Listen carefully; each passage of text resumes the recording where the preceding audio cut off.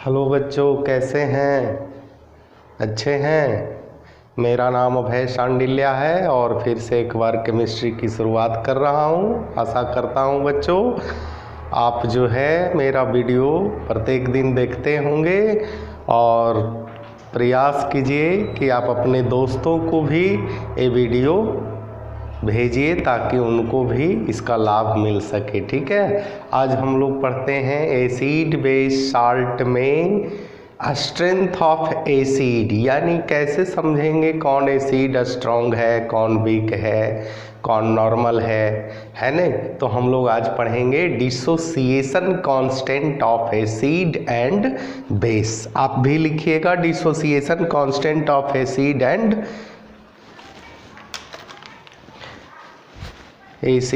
Base है ना। Dissociation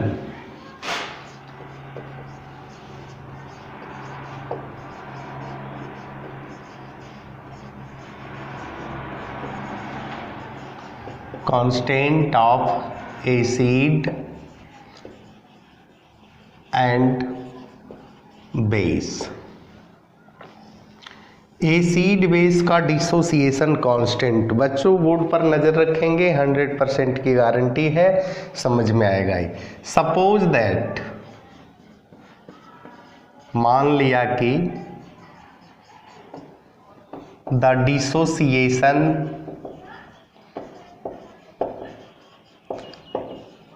of an acid HA, मान लिया कोई एसिड है HA है न, इन इट्स एक्वस सॉल्यूशन में इसको हम लोग डिजोल्व करते हैं है न। HA है, इसका डिसोसिएशन करेंगे कहाँ? एक्वस सॉल्यूशन में। ठीक है बच्चों, तो डिसोसिएशन करेंगे तो H प्लस और A पर माइनस चार्ज डेवलप होगा। ठीक है, अब हम लोग करते हैं, A है फॉरवर्ड, रिएक्टेंट को हम लोग फॉरवर्ड कहते हैं, फॉरवर्ड डायरेक्शन, और प्रोडक्ट को हम लोग कहते हैं बैकवर्ड डायरेक्शन। ठीक है, जब रिएक्टेंट टू प्रोडक्ट रिएक्शन होगा forward direction, product to reactant होगा बैकवर्ड डायरेक्शन है ना। यानी ए हो गया और इसको रिएक्टेंट बोलते हैं, लेफ्ट साइड है ना। इसको क्या बोलते हैं बच्चों? प्रोडक्ट बोलते हैं है ना, प्रोडक्ट बोलते हैं। तो कहता है कि जब लॉ ऑफ मास एक्शन को अप्लाई करेंगे, द्रव्यमान कार्य के नियम को अप्लाई करेंगे, तो इक्विलिब्रियम कांस्टेंट यानी डिसोसिएशन कांस्टेंट बराबर होगा प्रोडक्ट और डिवाइडेड बाय रिएक्टेंट। यहाँ लिख देते हैं applying the law of mass action, यानी द्रव्यमान कार्य के नियम को अप्लाई करने पर है ना, यानी KA is equal to product by reactant, यानी प्रोडक्ट है बच्चों H पर प्लस A पर माइनस है ना, divided by product HA। Concentrated form में हमेशा लिखना है। ठीक है, यही जो है डिसोसिएशन, यहाँ लिख दीजिए वेयर KA बराबर डिसोसिएशन कांस्टेंट, या इसी को कहेंगे और आयोनाइजेशन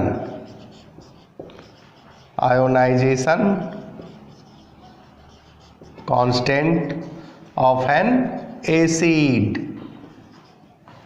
ठीक है बच्चों, अब थोड़ा सा और नज़र रखेंगे, आपको 100% समझ में आएगा। अब कहता है कि both side taking the log in both side, कहता है दोनों साइड अगर हम लॉग को लेते हैं तो इधर हो जाएगा लॉग के ए बराबर है ना लॉग एच आयन का कंसेंट्रेशन ए माइनस आयन का कंसेंट्रेशन डिवाइडेड बाई एसिड का कंसेंट्रेशन। अब बच्चों थोड़ा सा ध्यान देंगे आपको समझ में आ जाएगा।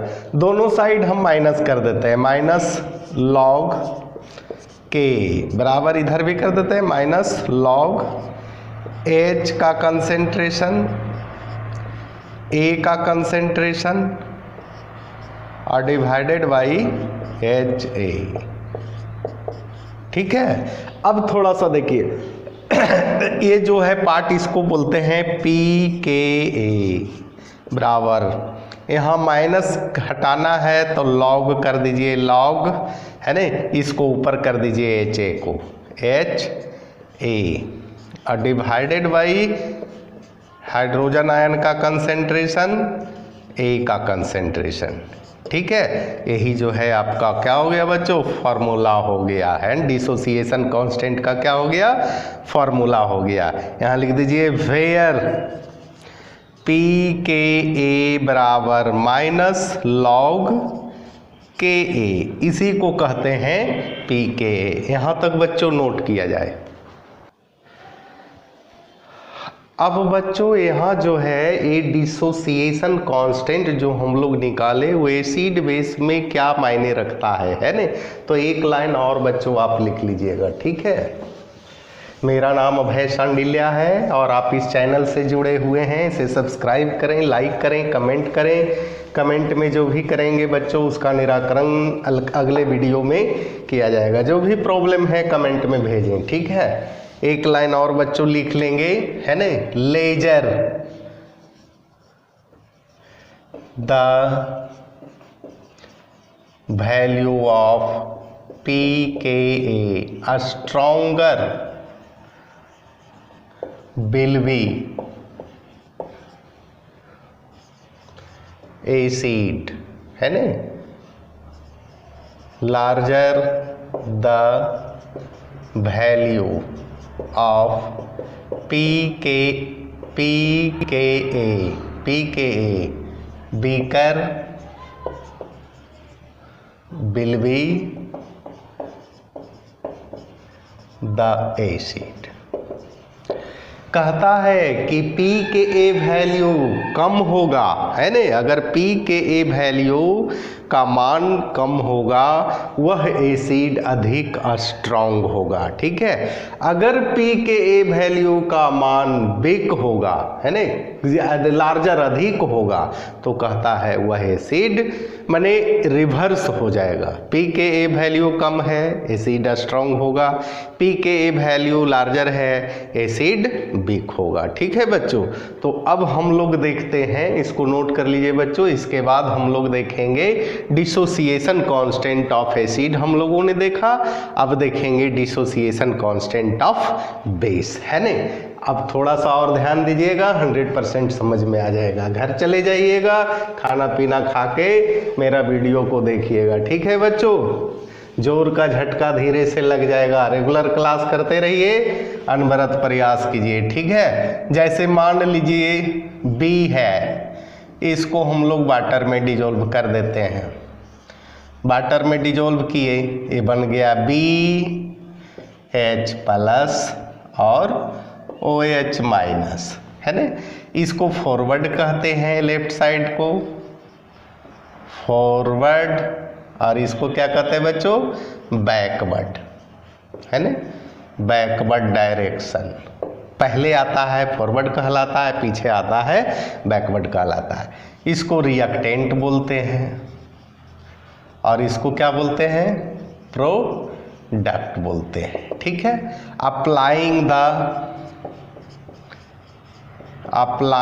The law of mass action, यानी द्रव्यमान कार्य के नियम को अप्लाई कर दीजिए। यानी के, चूंकि हम लोग बेस के लिए पढ़े हैं तो के भी लिखेंगे, एसिड के लिए पढ़े थे के ए लिखे थे। ठीक है, तो यहाँ लिखते हैं के बी और के बी क्या होगा लॉ ऑफ मास सेक्शन में, प्रोडक्ट बटे रिएक्टेंट होगा, है ना। यानी प्रोडक्ट हो गया बी एच पर प्लस, कंसेंट्रेटेड फॉर्म में लिखा जाएगा ओ एच पर माइनस, इसको भी कंसेंट्रेटेड फॉर्म में लिखेंगे, divided by b h two, है ना। अब यहाँ थोड़ा सा लिख दीजिएगा कि the concentration of H2O is constant. H2O का कंसेंट्रेशन क्या है, constant, because of its excess, क्योंकि अधिक मात्रा में रहने के बाद, है ना, समुद्र में 50 ग्राम चीनी डालिएगा तो कंसेंट्रेशन होगा कि डाइल्यूट होगा, चीनी का कोई महत्व रहेगा बच्चों। तो कहता है इसको, है ना, डिनोमिनेटर से रिमूव कर दिया जाएगा, यानी के बी बराबर बी एच पर प्लस ओ एच पर माइनस, अब यहाँ हो जाएगा बी, है ना। अब दोनों साइड जो है आप लॉग ले सकते हैं, यहाँ ले लीजिए, ठीक है। Taking the log in both side, दोनों साइड आप लॉग ले लीजिए, यानी लॉग के बी बराबर, यहाँ भी हो जाएगा लॉग बी एच पर plus concentration o h minus concentration divided by b, है ना। अब कहता है दोनों साइड माइनस कर दीजिए, इधर भी माइनस लॉग के बी बराबर माइनस लॉग बी एच का कंसेंट्रेशन ओ एच माइनस का कंसेंट्रेशन डिवाइडेड बाई बी का कंसेंट्रेशन, है ना। इसको बच्चों हम लोग क्या बोलेंगे, पी के बी, है ना। अभी माइनस से प्लस इसको करेंगे उस सिचुएशन में जब जो है बी ऊपर जाएगा, यानी b divided by b h पर कंसेंट्रेशन ओ एच का कंसेंट्रेशन, है ना बच्चों, समझ में आया। इसी को कहते हैं dissociation constant of acid and base. यहाँ देखिए पी के बी किसके जगह पर लिखे हैं, तो लिखे हैं माइनस लॉग के बी के जगह पर, है ना। यहाँ तक नोट किया जाए बच्चों। एक लाइन बच्चों और लिख लीजिएगा, है ना, डिसोसिएशन कांस्टेंट ऑफ बेस का हम लोग निकाले, है ना। तो इसमें थोड़ा सा एक लाइन लिख लीजिएगा, larger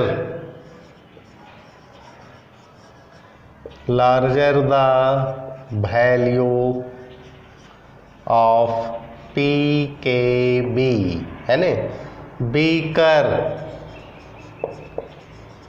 will be the base and lesser the value of p k b stronger will be the base. बच्चों हमेशा ध्यान रखिएगा कि larger the value of p k b, कहता है पी के बी का वैल्यू अगर बड़ा होता है ना, तो कहता है बेस उतना ही कमज़ोर होता है, ठीक है। अगर P k B value strong होता है ना, कहता है lesser the value of p k b, lesser होगा बेस उतना स्ट्रॉन्ग होगा, लार्जर होगा पी के बी, बेस उतना ही वीक होगा। हमेशा याद रखिए बच्चों। इसी के साथ, है ना, आज यहीं तक रहने देते हैं। अगले क्लास हम लोग पढ़ेंगे strength of acid and base. इसी के साथ धन्यवाद।